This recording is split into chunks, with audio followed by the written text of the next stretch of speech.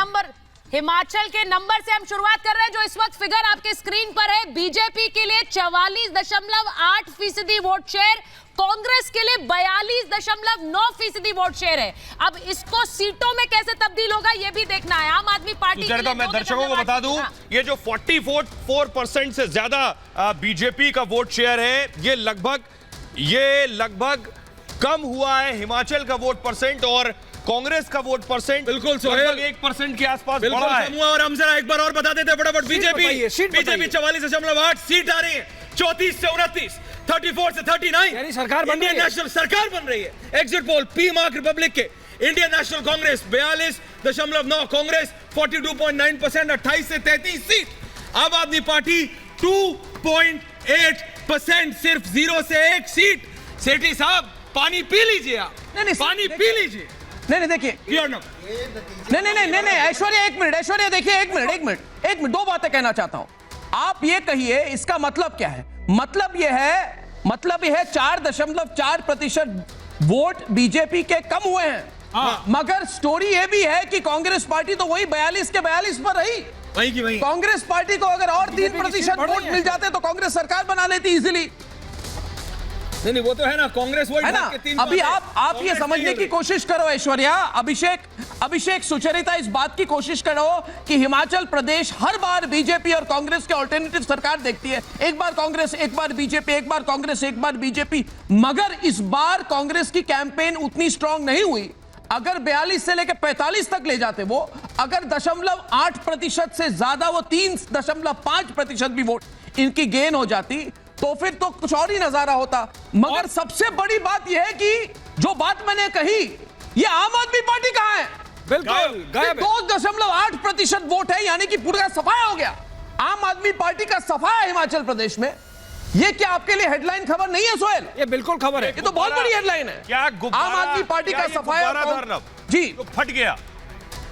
अर्नव आपका गुब्बारा फट चुका है हिमाचल में। वो भारतीय जनता पार्टी के गुब्बारा था और गुब्बारा फट चुका है। Bharatiya Janata party the bubble has burst जो कहते हैं अंग्रेजी में।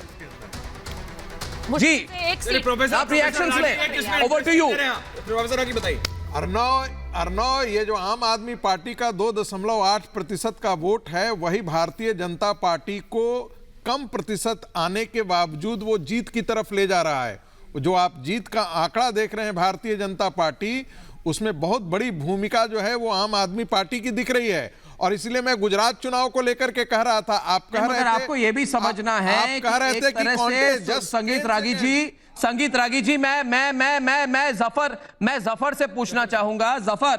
जफर जी, बीजेपी को प्रोजेक्शन जो हमारे पास की 36 सीटें मिलेंगी, अब हाफ वे मार्क होगी आपकी 35 से आप कंफर्टेबल हैं।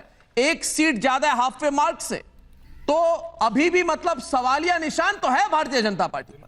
या तो आप बिल्कुल किसी तरह से पास हो गए, मगर अव्वल नंबरों से पास नहीं हुए हैं और अभी भी चांस है। ये तो एग्जिट पोल है ना, एग्जिट पोल में 2% इधर उधर हो जाती है, फिर क्या होगा? ±3% है। आप नर्वस तो हैं, देखिए आप नर्वस हैं जफर जी, यू आर नर्वस। बातों का जवाब दे रहे हैं जफर जी, देखिए जफर जी आप मेरे पुराने मित्र हैं। 1942 जी, मुझे आपको जवाब देने दीजिए। आप बोलिए अर्नब जी, आपने जो प्रोजेक्शन दिखाया है, जो एग्जिट पोल के आंकड़े दिखाए हैं, वो एग्जिट पोल के जो आंकड़े दिखाए उसमें आप हमें देख रहे हैं कि छोटी जीत दिखा रही है, बहुत भारी जीत नहीं है। लेकिन हमारे जो आंकड़े बताते हैं, बिल्कुल जो इंटरनल सर्वे हमारा है, जो इंटरनल मैकेनिज्म है, फीडबैक मैकेनिज्म, उसके बेसिस पे जो हमें है, उस पे बेसिस पे सबसे पहले इसके 40 के हैंडल में होगा 4200, 4300, 4400। 40 और 44 के बीच में हमें कहीं पर हमारी सीटें आएंगी, ऐसा अनुमान हमारे बेस्ड ऑन फीडबैक जो हमें जमीन से अपने पन्ना प्रमुख, अपने लोकल लीडर्स, अपने लोकल कार्यकर्ता जो घर घर तक जाते हैं। पुष्पेंद्र जी से भी पूछना चाहता हूं, पुष्पेंद्र जी इस पर आप रिएक्ट करें, क्योंकि जो बात जफर जी कह रहे हैं, आप जानते हैं कि हिमाचल प्रदेश हर बार ऑल्टरनेटिव सरकार बनाती है हर 5 साल। और पुष्पेंद्र जी, ये अगर इस बार बीजेपी इस ट्रेंड को बदले, क्योंकि लोग कह रहे हैं कि अरे बीजेपी स्वीप नहीं करेगी, अरे स्वीप करना क्या, अगर बीजेपी को इतने सीटें भी आ गई तो बहुत बड़ी बात है। क्योंकि 1985 से लेकर अब तक 2022 तक कभी भी सक्सेसिव गवर्नमेंट नहीं बनी है, यानी कि कोई भी पार्टी 2 बार चुनाव नहीं जीती। क्या आपको लगता है यह बदल सकती है इस बार?